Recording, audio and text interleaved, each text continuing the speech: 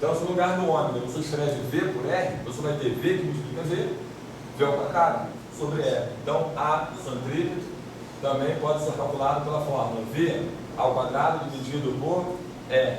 Por exemplo, no momento que eu tenho dois objetos se movendo na mesma circunferência, como está aqui, o corpo 1 e o corpo 2, tá ok? O que eles compartilham? Eles têm o que? A mesma o quê? Velocidade angular. A velocidade linear do 1 é maior do que do 2. Concorda comigo? Por que é maior? Porque o corpo 1 percorre uma distância maior do que a percorrida pelo corpo 2, no mesmo tempo. Então, se ele percorre maior distância no mesmo tempo, ele tem o que maior? Velocidade linear. O que esses dois corpos, os dois compartilham? Velocidade o quê? Velocidade? O que eles compartilham, gente? A mesma velocidade o quê? Angular. Então, na hora que eu quero comparar a aceleração centrípeta do corpo 1 com a do corpo 2, qual fórmula eu devo utilizar? A centrípeta é igual a ômega ao quadrado vezes R. Por que isso? Porque o ômega é comum aos dois. Então, se o ômega é comum aos dois, o que eu estou percebendo? Que naquele problema, o que tiver maior o quê? Raio vai ter maior o quê? A aceleração centrípeta. Quanto maior for o raio da trajetória do movimento, maior é a aceleração centrípeta. Para quem está em movimento circular, esta aceleração te causa um sentimento de estar sendo jogado para fora da curva. Sacou a ideia? Então, por exemplo, quando você vai aquele brinquedo no parque, você fica rodando, já viu? Chama rotor, eu acho, esse é o nome do brinquedo. Fica rodando o brinquedo, tem sempre um que no momento que o brinquedo vai inverter o sentido do movimento, porque para você não ficar muito tonto na hora de sair dali, não vomitar tudo, o brinquedo gira para um lado, depois gira para o outro lado. No momento que ele está parando, sempre tem um que faz o quê? Levanta e vai lá para o meio do brinquedo. Ele fica lá no meio. As pessoas que estão sentadas, olhando o que está acontecendo, pensam o quê? Esse menino vai acabar se machucando. Mas o efeito que ocorre sobre ele é o inverso, porque quando ele vai para o meio do brinquedo, o que ele fez? Ele encurtou o raio da trajetória dele. Ao encurtar o raio da trajetória dele, ele diminuiu sobre ele o que é a aceleração centrípeta. Então ele não vai sentir o efeito que a gente, na verdade, está sentindo de ser jogado para fora da curva. A gente está ali, né, sentindo, né, na inércia do movimento. E ele lá no meio? Ele lá no meio, ele vai sentir o mesmo que você sentiria se ficasse rodando em torno do seu próprio corpo. Uma tonteira boba. Um brinquedo para ele. Entendeu? Sortiu o mesmo efeito que para a gente, que só daria favorável. Sobre a ideia? Então, neste caso, quanto menor é o raio, maior é quem? Quanto maior é o raio, maior é quem? A aceleração centrípeta. Tudo bem até aí? Agora, se eu tivesse dois objetos que se movimentassem em curvas com raios iguais, mesma curva, mesmo raio, mas com velocidades diferentes. Então, tu imagina que eu esteja dirigindo um carreto numa curva a 80 km por hora. Sobre o meu corpo, vai atuar uma aceleração, né? Na verdade, a inércia me jogando entre aspas para fora da curva. E aí eu vou ter que fazer força centrípeta, manter em movimento. Então, se eu entrei na curva a 80 km por hora, numa curva de raio R, vou sofrer a ação de uma aceleração centrípeta. De vez em quando, os problemas chamam esta aceleração centrípeta, de curva em carro, de curva feita por avião, de força G. Então, o cara fala assim, o piloto ficou submetido a uma força 3G. G corresponde à gravidade. Se ele está submetido a 3G, quer dizer que ele está submetido a uma força correspondente a 3 vezes o efeito da gravidade sobre o corpo dele. O efeito da gravidade sobre o meu corpo vai gerar o meu peso. Então, vamos supor que eu tenha 100 kg, facilitando a minha vida na hora de fazer as contas. Eu tenho 100 kg, a gravidade vale 10. Qual é o meu peso? 100 vezes 10. Se eu entro numa curva e a aceleração que atua em mim vale 3G, quer dizer que então eu vou estar sofrendo uma força 3 vezes maior do que o meu peso. Se o meu peso vale 100 vezes 10, que é 1000, 3 vezes 1000, 3000. Então a força que atua em mim são 3 vezes o meu peso. 3G, 4G e assim vai. Tá ok? Então eu entrei numa curva a 80 km por hora. Se um outro carro fizer a mesma curva, repara o seguinte, aquela curva está lá, portanto o raio daquela trajetória é fixo. Concorda comigo? Aí outro carro vai e faz a mesma curva com uma velocidade maior do que eu tinha feito. Faz a 120 km por hora. O que vai ter ocorrido? Mesmo raio, velocidade diferente. Aí a forma que eu devo observar é esta aqui. Ó. O raio é constante, as velocidades são diferentes. A aceleração centrípeta e a velocidade são grandezas diretamente proporcionais. Quando o raio se mantém o quê? Constante. Então, quanto maior for a velocidade do corpo, maior é a aceleração centrípeta. Não entendi. Qual é o efeito dessa força G em cima do carro ou da pessoa? Da pessoa e do carro também. Mas qual é o efeito? O que isso faz? Se eu estou dirigindo um carro e eu entro numa curva, essa força tal G, que a gente estava falando, ela te joga para fora da curva. É por isso, às vezes, você está segurando no ônibus. Quando ele faz a curva, tu tem a impressão de ir para um lado e para o outro, só que não tem ninguém atrás de você te empurrando. Mas a força não puxa você para dentro da curva? Não, ao contrário. Não, ao contrário. Isso é interessante você perguntar isso. Por quê? Eu estou lá segurando no ônibus, né, no balaú, estou aqui. Quando o ônibus faz a curva, qual é a impressão que eu tenho? Que meu corpo é jogado para fora. Então, pela inércia do meu movimento, eu estaria sofrendo uma força chamada centrífuga. Fuga do centro da curva, para fora. Mas para eu não cair sobre as pessoas, o que eu faço? Eu seguro ali e olha a força que eu faço. Eu empurro aquele ferro para fora da curva. Quando eu empurro o ferro para fora da curva, ele reage me empurrando para onde? Para o centro. Então essa reação é centrípeta. É isso que atua no meu corpo. É aquilo que me aponta para o centro e mantendo na trajetória circular. Essa foi a ideia? Então na hora que eu estou, por exemplo, fiz a curva, eu sou olhado para fora da curva, é centrífuga. Então vamos supor que o cara fale que está atuando sobre mim 1G. 1G vale o meu peso, concorda comigo? Então eu vou ter que fazer a força correspondente ao meu peso para poder me manter no movimento. Se eu fizer uma força menor do que o tal do 1G, o que vai ocorrer comigo? Eu vou acabar caindo. A gente estuda só a centrípeta, a centrífuga a gente não estuda. É, mas se você parar para analisar, o que acontece? A centrífuga e a centrípeta, elas são o quê? Iguais. É o mesmo valor. Porque quem que gerou a centrípeta? A centrífuga. Então, se eu fui jogado para fora com uma força de 20 newtons, para eu não cair, eu faço para dentro que força? 20 newtons. Entendeu? O que eu fui jogado para fora é o mesmo que eu faço para dentro. Então, tendo calculado uma coisa, saúde. Você sabe a outra. Sabe a outra, porque são iguais. A não ser que no problema o móvel saia Não pode. Tem que ser igual. A aceleração centrípeta e centrífuga são iguais. Sempre iguais. Mesmo que o móvel saia da curva, mesmo, por exemplo, o carro está fazendo uma curva assim, 120 km por hora e é jogado para fora da curva. Sim. Mesmo nesse caso, a centrífuga vai ser igual a centrípeta? Sempre. Por exemplo, se eu venho aqui... Então por que ele sai da curva? Por quê? Se elas são iguais, como que o carro sai da curva? Porque de repente, imagina que para eu poder fazer a curva, vamos supor, né, numericamente fica mais fácil de entender. Vamos supor que na hora que eu entro na curva, o atrito entre os pneus do meu carro e o chão tem que ser de 500 newtons para me manter na curva. Vamos supor que eu entrei com uma velocidade tão alta que a aceleração centrípeta gerou uma força maior do que 500 newtons. Quanto que que o atrito vai suportar no máximo? 500 newtons. Então, no momento que a centrífuga, for maior do que 500, o que vai ocorrer? Esse atrito não vai suportar. Então, o meu carro vai sair, não vai sair pela centrífuga, vai sair pela tangente à curva. Porque a velocidade conta sempre é o quê? Tangente à curva. Então, na hora que a força que eu estou fazendo ali, a centrífuga, é maior do que aquela que é permitida, o carro sai por onde? Pela tangente. Aí eu te pergunto, se eu estou saindo com uma força pela tangente, a centrífuga ficou maior do que quanto? Do que? 500. Mas aí, nesse momento, eu não estou mais naquela curva. Eu já estou executando uma outra curva com um raio diferente do que eu tinha feito anteriormente. Então já mudou o valor da aceleração centrífuga. Mas em cada momento, esses dois números têm que ser iguais. Da mesma forma que se eu empurrasse a parede com uma força de 100 newtons, ela vai reagir sobre mim com uma força de quanto? Mesmo que ela se mova. Lógico que a parede não vai se mover, mas um objeto colocado aqui, um armário. Se eu empurrar o armário e ele ficar em repouso, a minha força nele e a força dele em mim são iguais. Mas se ele entrar em movimento, a minha força nele e a força dele em mim continuam iguais. Terceira lei de Newton, ação e reação. Mesmo que ele se mova, independente de haver ou não movimento. Quem dirige um carro, se estiver indo um pouco rápido e quiser amenizar a força dele, ele abre para fazer a curva. Faz uma curva com um raio maior. Olha o que ele está falando. Está dirigindo. Está sentindo que teu carro vai acabar saindo pela tangente. O que você faz? Você abre um pouco a curva, aumenta o raio da trajetória. Ao aumentar o raio, inversamente proporcional a quem? A aceleração. Então aumentou o raio, né? Diminuiu quem? A aceleração centrípeta. Aí você evita que o teu carro sair pela tangente. Quando você tem essa presença do espírito, aí você está falando, né? Que a gente consegue fazer. Júlio, tudo usar então até aqui, calculamos. Aí tem essas formas de calcular a aceleração centrípeta. Tudo bem até aí? E aí você repara que nesse problema aqui, ó, a gente já criou um problema que tem dois objetos vinculados ao mesmo eixo central.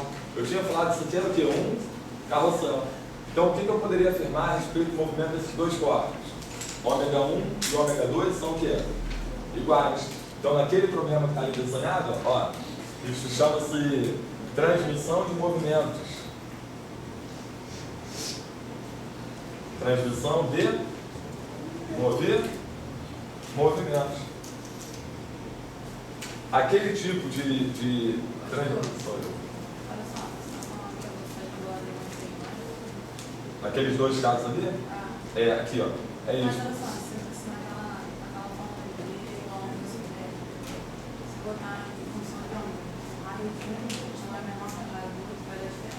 Aqui?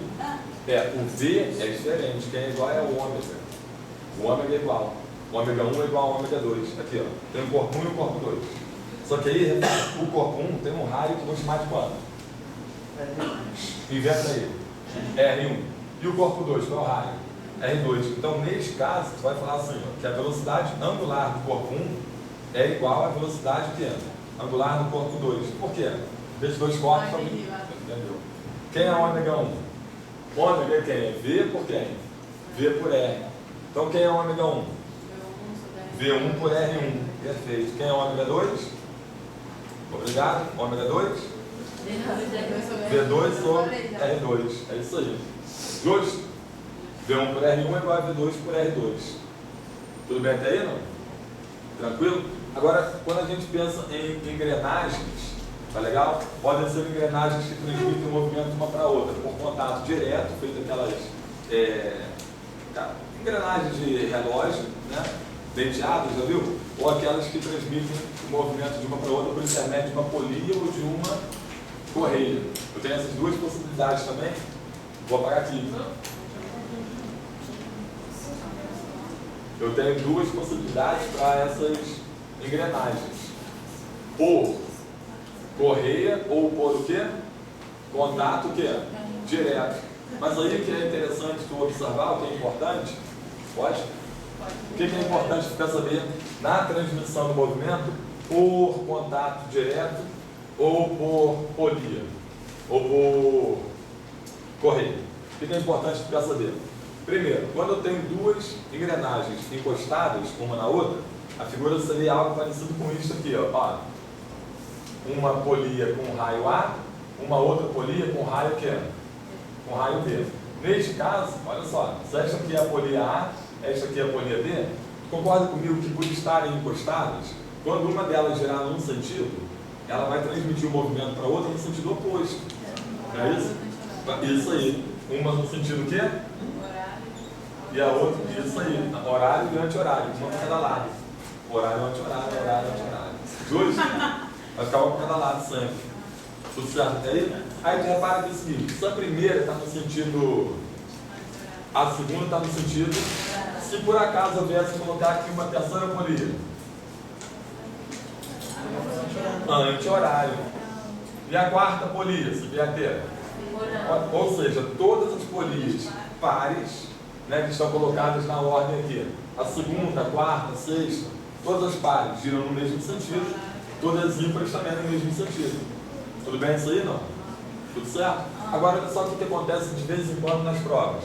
O cara vai te dar um sistema com quantas polias eu desenhei aqui? 4 polias.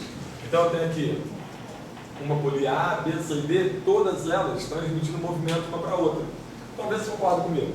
Momento que a polia A, se a polia A girar uma quantidade correspondente a 5 dentes, pensando em polias denteadas, para que haja um encaixe na outra polia, na B, ela vai girar também quantos dentes?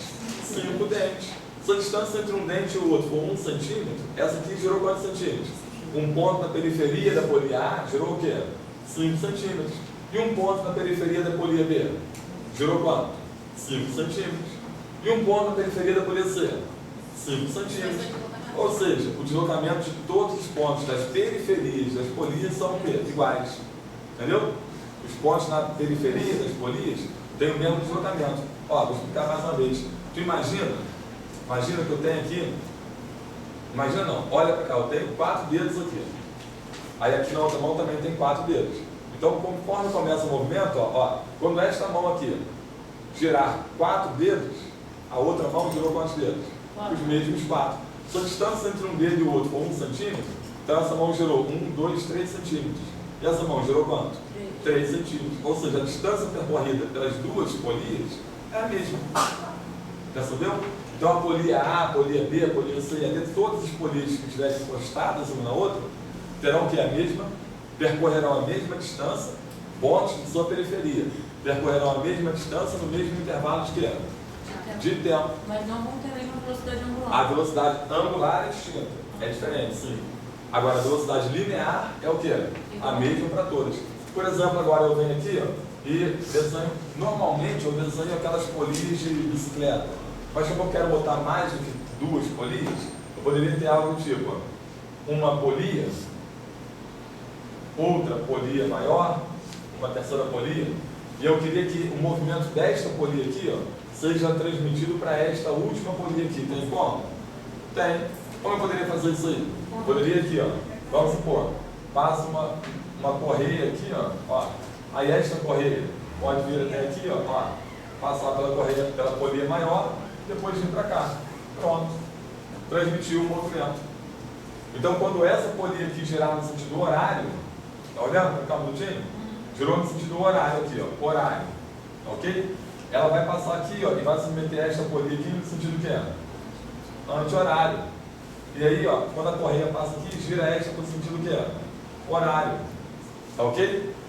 Mas tu repara que aqui já não é mais para eu ficar achando que pares são horários e ímpares, decorar isso não.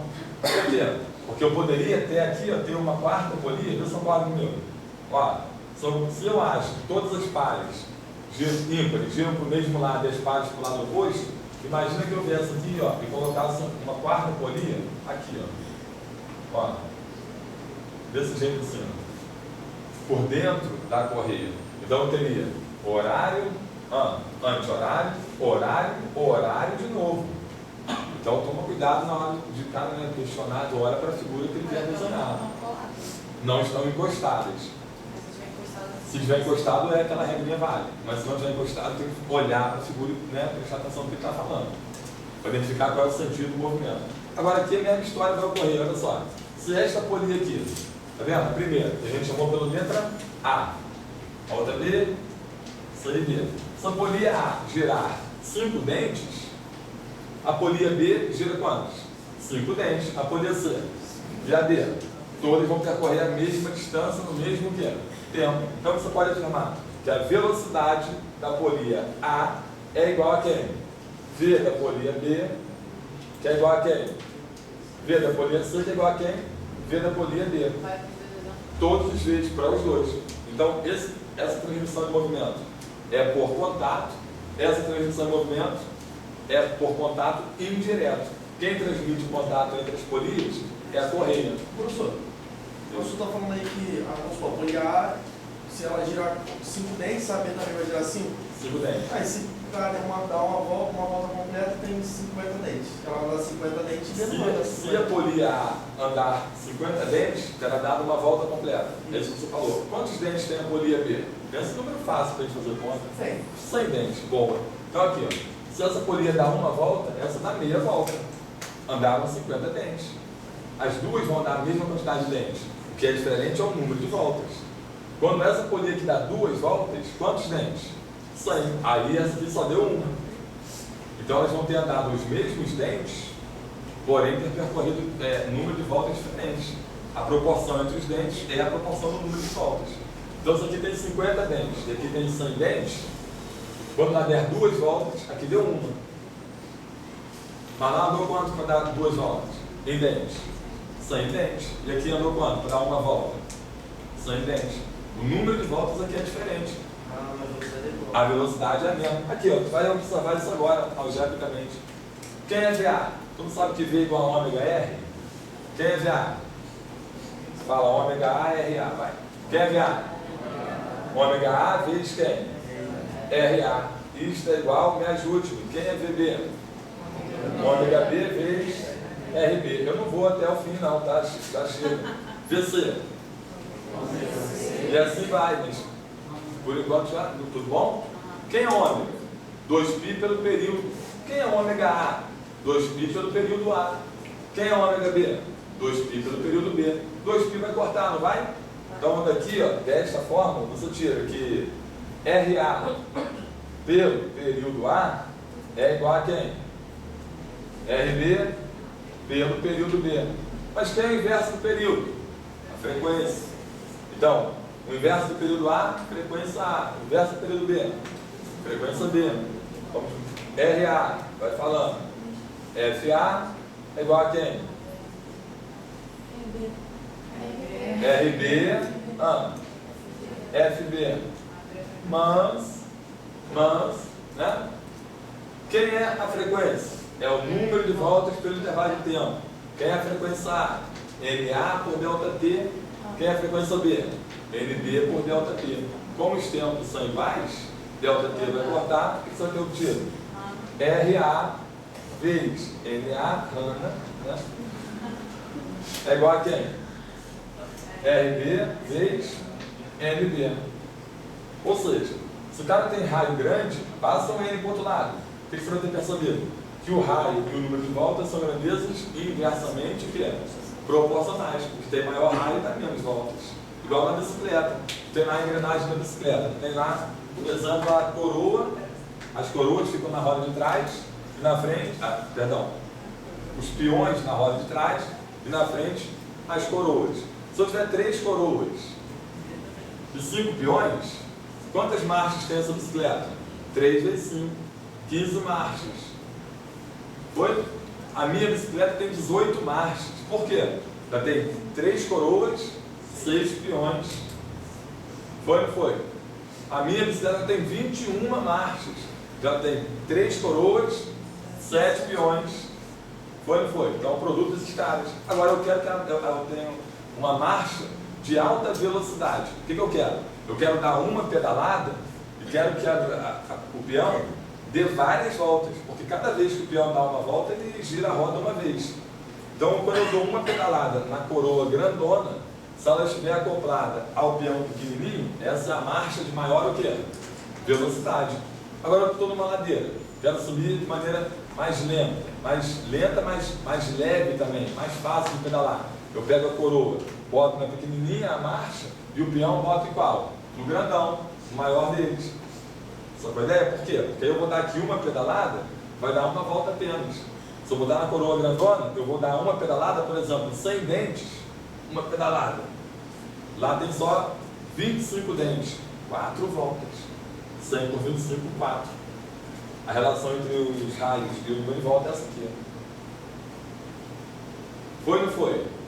Tudo certo até aí, não? Depois do movimento uniforme, circular, uniforme, movimento uniformemente variado. Vou apagar aqui, pode? O movimento uniformemente variado. O que ele propõe? Que exista uma variação da velocidade. Esta variação de velocidade que foi dada aqui, ó, qual é o nome dela? A aceleração centrípeta. A outra que a gente começa a ver agora, no movimento uniformemente variado, ela é chamada de quê? Aceleração tangencial. Movimento uniformemente. Pode apagar aqui? Movimento uniformemente. O quê? Variado. Bom, move.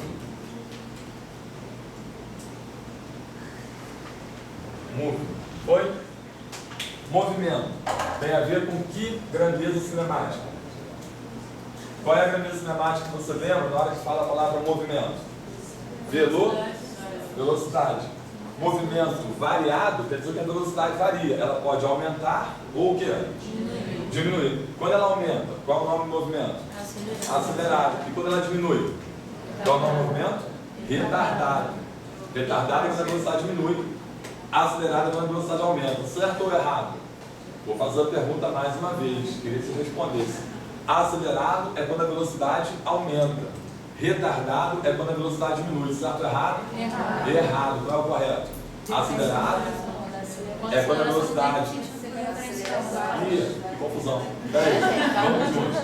Acelerado é quando a velocidade aumenta em módulo.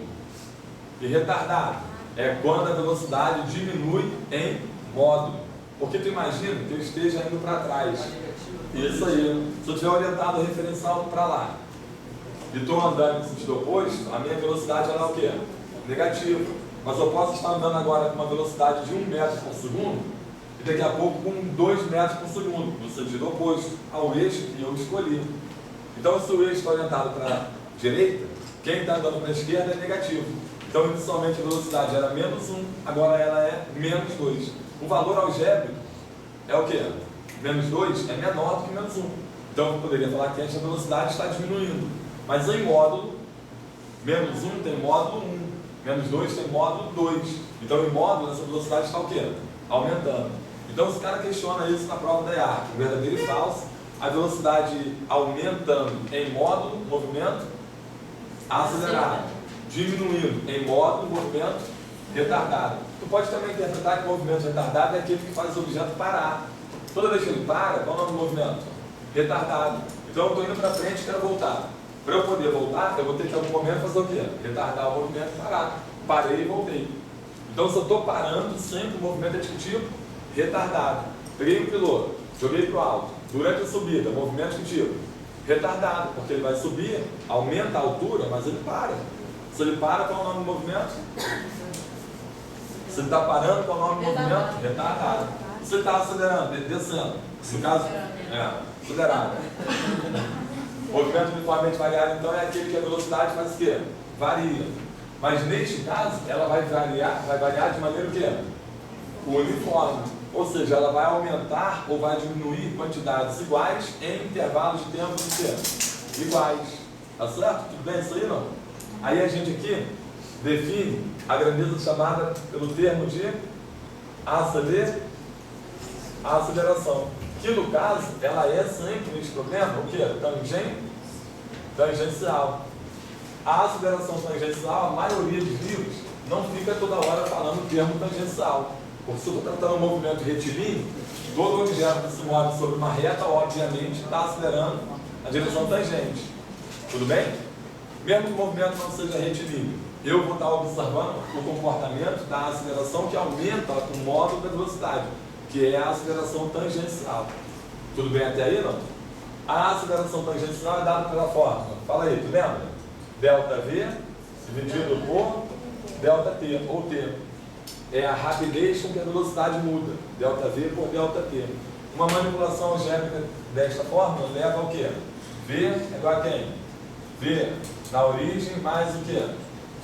AT. V igual a V na origem mais AT. O grau desta função aí. Que grau? Grau da função? Por que primeiro grau? O expoente da variável é 1. Se o grau da função é 1, o que significa isso? Na hora que eu fizer o gráfico, isso aí, show de bola. Fez o gráfico, vamos fazer o gráfico aqui, ó. Não nos custa nada. V em função do tempo. Vou desenhar aqui uma reta. Neste caso, a reta é crescente ou decrescente?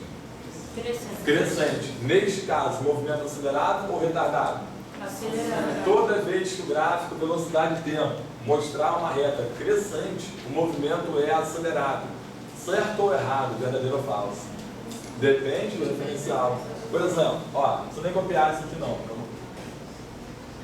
Gráfico velocidade em função do tempo.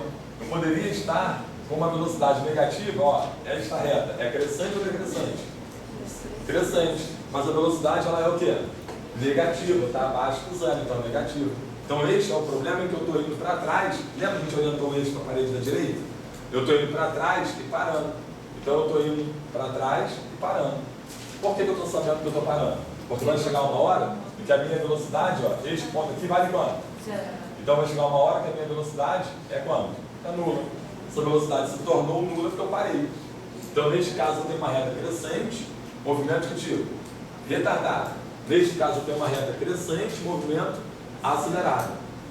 Tudo bem? Então para descobrir se o movimento é retardado ou acelerado, o que tu faz?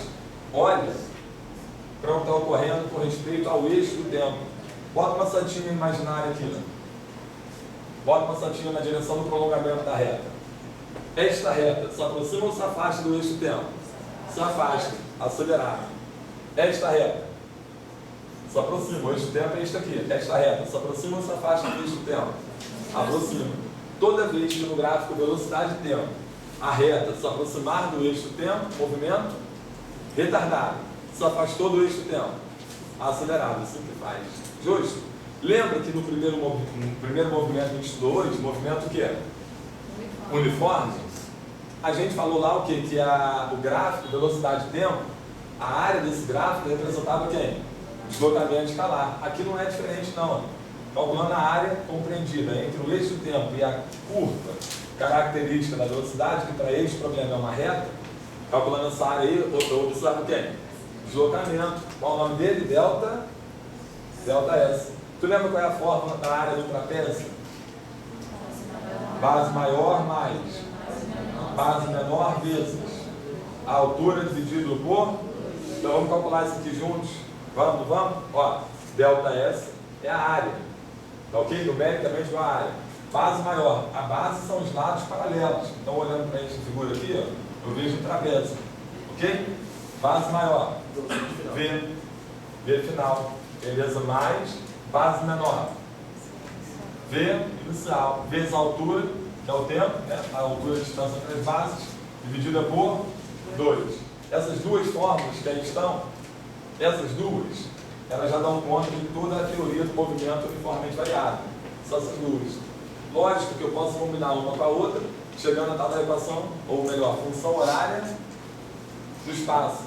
Qual é a função horária do espaço? Lembra? S é igual a quê? S na origem mais vezes a T mais AT ao quadrado sobre 2. É a combinação linear desta com a fórmula de baixo. Combinou uma com a outra. Aí você obteve a equação. S é igual a quem? S na origem mais V 0T mais AT ao quadrado dividido por 2. Dá uma olhada. Este cara aqui, quando vai para outro termo, outro membro, S no fim, menos no início, que eu teria? Delta S. Então também poderia escrever assim, tá legal? Delta S igual a V 0T mais AT ao quadrado sobre 2. Isolando o tempo nesta equação e substituindo na última, você vai obter a equação de Torricelli. V ao quadrado é igual a quem? V inicial ao quadrado mais o quê? 2A multiplicado por delta S. Duas vezes a aceleração, vezes quem? O deslocamento escalar. Equação de Torricelli. Qual é a particularidade que tem aqui? O que é interessante notar? Isso aqui é uma equação independente de quem? Do tempo. Então, no momento que a questão não fornece o tempo, equação Torricelli. Tudo bem até aí, não? Uma observação importante a ser feita aqui, ó. Dá só uma olhada. Botando em vermelho. Importante. O tempo pode passar para lá dividindo, não pode? Se este tempo aqui passa para lá dividindo, o que você obteve do lado de esquerda igualdade? Delta S pelo tempo, ok? V médio. Aqui, ó. Velocidade média é... O que tem aqui à direita? V final mais V inicial sobre 2. Ó. V final mais quem? V inicial sobre 2. Velocidade média é a média aritmética. Foi ou não foi? A velocidade média é a média aritmética. Então, olha só como é que a sua vida pode ficar simples, resolver problemas lineares, pode ser rápido, se tu souber alguns detalhes. Eu não sei que a velocidade média é a média aritmética das velocidades. Então, vamos supor que ela fala assim, um móvel está andando a 20 metros por segundo, quando o tempo inicial é 0. Depois de 4 segundos, ele está andando agora a 30 metros por segundo. Tudo bem? Lembra dos números que eu falei? Não. Pensa então, preste atenção. Um móvel está andando com velocidade inicial de 20 metros por segundo, quando o tempo é 0. Depois de 4 segundos, a velocidade é quanto agora? 30. Qual a distância foi percorrida pelo objeto? Aí o cara pode pensar o quê? Ele me deu o tempo, me deu as velocidades. Foi ou não foi? Vai aplicar na fórmula.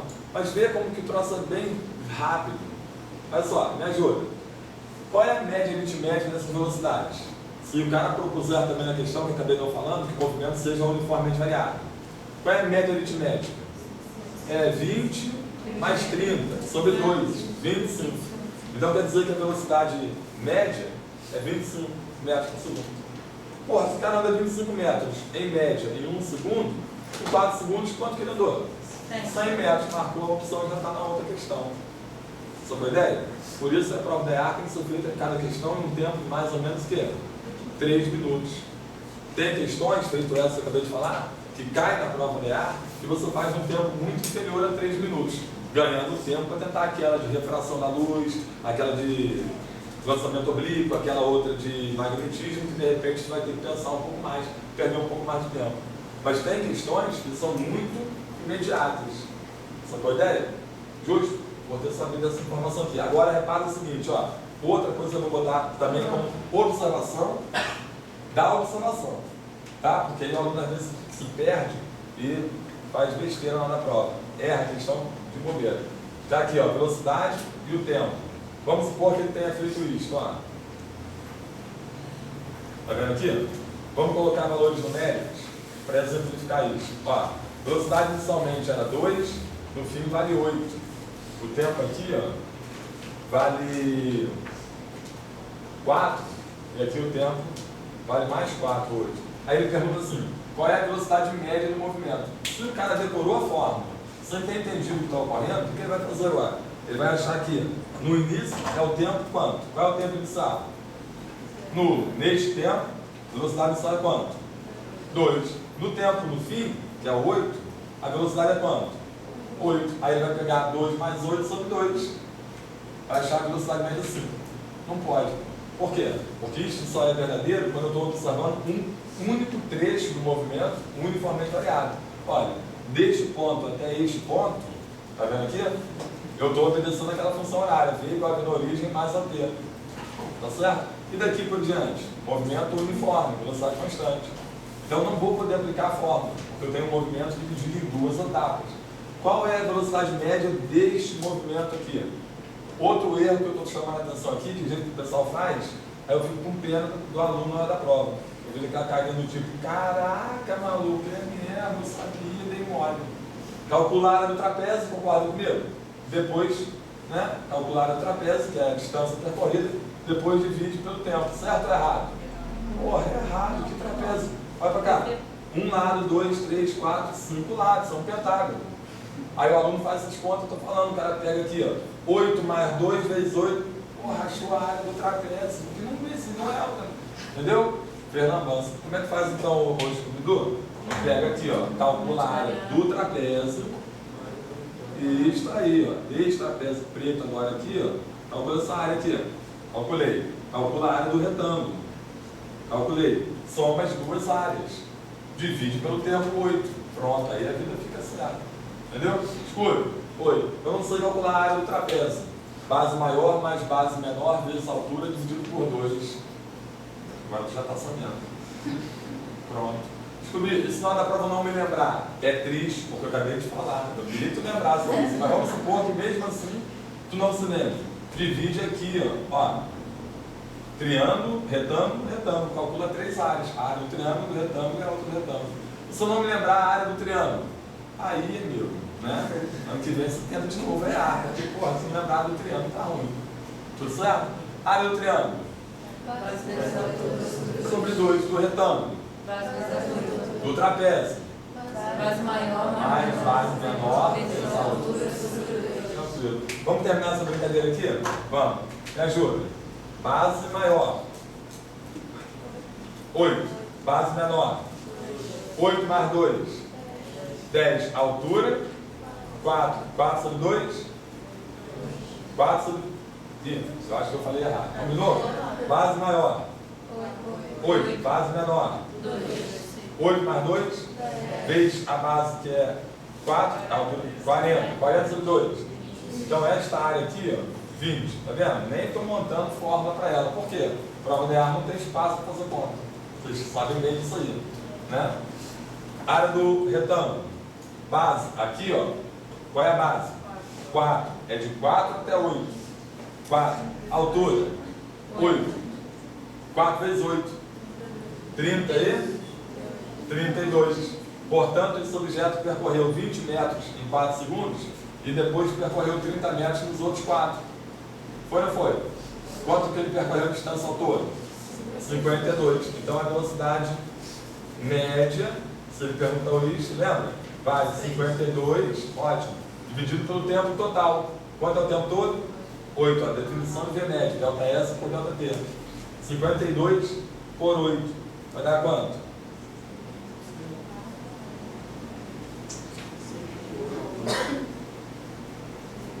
52 por 8. 6, alguma coisa. Quanto que é? É na internet aí, vai pra gente. 6,5, certinho? Acho que não. 6,4. 52 por 8. 6 e quanto?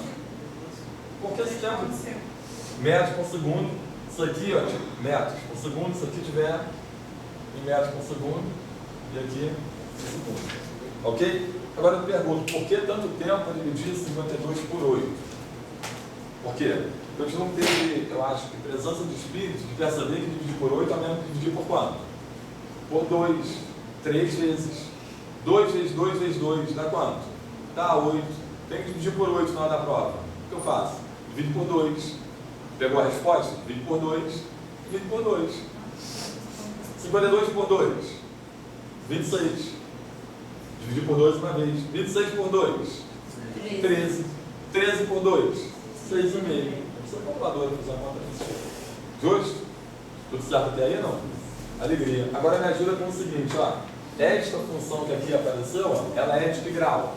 Segundo. Função de segundo grau. Qual é a curva característica para essa função? Parábola. A parábola pode ter a concavidade dela voltada para onde? Para cima. Ou para onde? Para baixo. Se está para cima a parábola, a concavidade da parábola voltada para o alto, é porque o A, o caso lá representa quem no A? A aceleração. O A aqui, ó, coeficiente aqui do termo de segundo grau, que é o A sobre 2, representa quem? A aceleração. Se o A for positivo, a parábola é voltada para onde? Para cima. Para cima. E se o A for negativo, ela é voltada para onde? Para baixo. Então, repara, o gráfico de espaço, em função do tempo, gera isto, ó, uma parábola. Esta parábola tem o A positivo ou negativo? Positivo. O A positivo. Pergunto, quantas raízes tem esta parábola aí? 2 raízes são os pontos, né, ali onde a parábola toca o eixo do tempo. Tá ok? Foi ou não foi? Foi. Tudo certo isso aí? 2. Agora, se eu tivesse uma parábola que tocasse o eixo do tempo em um único ponto, eu teria 2 raízes iguais. Não é isso? Se eu tivesse uma parábola que não tocasse o eixo do tempo, aí não teria raiz. Ou seja, aquele objeto não passa pela origem. As raízes do movimento uniformemente variado significam os momentos de tempo que o objeto passou pela origem. Então, repare que esse ponto aqui, ó, essa reta, é a origem do movimento. Então, eu estou indo para frente com o movimento retardado. Passei pela origem uma vez, calculou o tempo lá. Parei e voltei. No que eu volto, eu passo pelo tempo a segunda vez. Então, aqui o tempo que eu passo por este ponto a primeira, tempo que eu passo por este ponto, que é a segunda vez. Propriedade da parábola interessante é o quê? Se eu pegar e chamar esse cara aqui de tempo 1, esse outro aqui de tempo 2, o vértice, quanto vale o tempo do vértice? T1 mais T2 sobre 2. Então, se eu encontrar as duas raízes, soma dividido por 2, eu obteve o tempo do vértice. Mas que característica tem física importante no vértice de uma parábola? Que representa o gráfico de espaço-tempo. O momento que ele muda de sentido. Porra, show de bola. A hora que ele muda de sentido é a hora que a velocidade fica quanto? Igual a zero. Aí se tu olha para este problema aqui, ó, para esta equação, se a velocidade final é nula, tu calcula o tempo que ele muda de sentido. Esse tempo aqui é a média aritmética das raízes. Entendeu isso aí, não? Entendeu? Justo? Tranquilão? E se o A for negativo, como é que fica a parábola? Voltada para baixo. Voltada para baixo. Então você pode ter isso aqui, ó. Neste caso, quantas raízes tem essa parábola aí? Tem 2, só que uma delas não nos interessa, porque está onde? Negativo. Esse tempo, embora aqui os livros utilizem normalmente esta notação que está sendo colocada aqui no quadro, T, na verdade, isso representa o quê? Delta T. O que é delta T? variação de tempo. A variação do tempo nunca pode ser negativa, por isso a raiz que está aqui para trás não nos interessa. Neste caso, a aceleração ela é menor do que zero. Tudo certo até aí? Vou te fazer uma pergunta. Quando a aceleração é positiva, o movimento é acelerado. E quando a aceleração é negativa, o movimento é retardado. Isto é certo ou isto é errado? Errado. Por quê? Porque o movimento, ó, ele é dividido em duas etapas. Quando ele chega aqui no vértice, quanto é a velocidade? Zero. Ou seja, ele parou. Então, desde o princípio do movimento até aqui, ele está parando. Então, do princípio do movimento até o vértice, o movimento é retardado. Do vértice em diante, acelerado. Mesma história aqui. Quando ele chega no vértice da parada, quanto é a velocidade? Nula. Então, ele parou. Então, ó, do princípio do movimento até o vértice, o movimento é de que tipo? Retardado, está parando. Está se afastando do eixo. Mas aquele macete é do gráfico VT, não ST, cuidado. Tá? Então, neste caso aqui, eu vou pensar da forma como você tinha falado antes. No vértice da parábola, a velocidade é quanto? Nula. Se a velocidade é nula, é porque ele estaria se aproximando por este tempo. A velocidade está se anulando, está cada vez menor. Então, entre o momento inicial do problema e o vértice, ele parou. Se ele parou, qual é o nome do movimento? Retardado. Daí em diante, ele acelerou. Qual é o nome do movimento? Acelerado. Isso pode ser a descrição deste fenômeno. Joguei o piloto para o alto. Durante a subida, ele para, retardado, para no ponto mais alto. Durante a queda, ele acelera. Foi ou não foi? Tudo certo? Pode ser a descrição também daquele outro caso, onde o carro está andando, depois volta. Pode ser também a mesma história. Tudo bem até aí, não? Tranquilo? Isso é a descrição do gráfico da equação de segundo grau. Tudo certo? Aí a gente calculou aqui o tempo do vértice. Como é que calcula o tempo do vértice? A soma das raízes sobre 2. Ou x do vértice. Como é que é o x do vértice? Menos b sobre 2a. Então olha para cá um minuto para tu ver a forma. O tempo do vértice, alguém falou assim, ó, de acordo com aquelas equações que a gente fala da forma de Bhaskara. Menos b sobre 2a. Tem gente que diz que aquela forma não é de Bhaskara. Antes? Não sei. É aquela menos b, mais ou menos, raiz quadrada de b ao quadrado, menos 4ac sobre 2a. Eu sempre ouvi falar de Bhaskara. Eu fui um professor de matemática muito conceituado, amigo meu, falou que não é de Bhaskara. Contou uma história, mas eu não prestei muita atenção. Então não posso reproduzir agora. Depois eu vejo de novo e ele fala. Tá? Mas olha só o que acontece. Menos b por 2a. Olhando para isso aqui, ó, este termo aqui, ó, é o termo independente. Quem ele é? Este termo aqui não é equação de segundo grau. Y é igual a x2 mais 3x mais c. Então isso aqui é quem? É o c, este aqui é o b. Este todo aqui, ó, é o coeficiente a. Cuidado se não confundir. Não confundir a aceleração a com o coeficiente a. AX2, tá? Coeficiente a aceleração sobre 2. Tudo bem, não? Aí tu repara lá. Quem é o menos b sobre 2a? Menos b. Menos v inicial. Tudo bem? Vou substituir aqui, pode? Tempo do vértice. Menos quem? Menos v inicial. Show. Olha aqui, ó. Menos v inicial sobre 2a. Quem é o a? O a é coeficiente. Quem é o coeficiente a? É a aceleração sobre 2. Então, ó, vai ficar 2, a aceleração sobre 2. Menos b sobre 2a. Foi isso ou não foi? Repete primeiro, multiplica. Não precisa. Quem é o tempo, então, do vértice? Aí é menos v inicial sobre o quê? Sobre a. Menos v sobre a. Aí o cara fala assim, Scooby, caraca, me confundiu tudo agora na minha cabeça. Por quê? Tu acabou de falar que o tempo não pode ser negativo. Agora tu vai e bota um sinal negativo na frente da expressão que determina o valor do tempo. Não é? Aí tu, porra, e agora? Mas olha só, neste caso aqui, para que haja vértice, essa parábola, o objeto tem que estar o quê? Parando. Se ele está parando, o que significa? Que a velocidade está em sentido oposto à aceleração. Então, um é positivo, o outro é negativo. Um desses caras tem sinal positivo, o outro tem sinal negativo. Porque se não for desta forma, não vai ter vértice. Sacou? Então, neste caso, o sinal de menos aparece, mas fique tranquilo que na hora que eu substituir os valores, um deles vai ser negativo, menos com menos, dá mais. Justo? Pegando essa informação aqui, substituindo na equação do tempo, você vai obter o y do vértice, que no caso aqui representa o espaço mínimo ocupado pelo objeto, naquele referencial, ou aqui o espaço que é máximo, uma coisa ou a outra.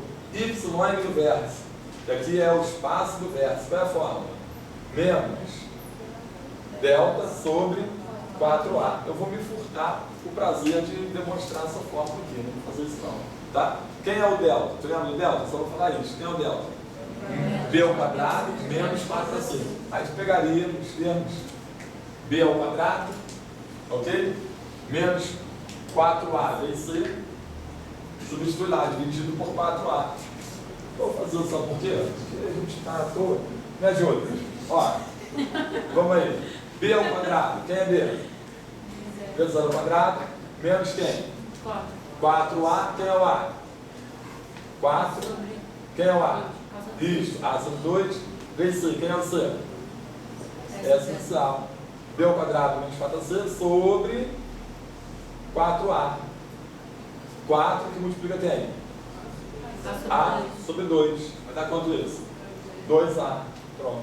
Mas vem cá, tu acha mesmo que eu quero que você decore esta fórmula? Não, eu queria que tu tivesse conhecimento a respeito daquela outra. Qual é a outra?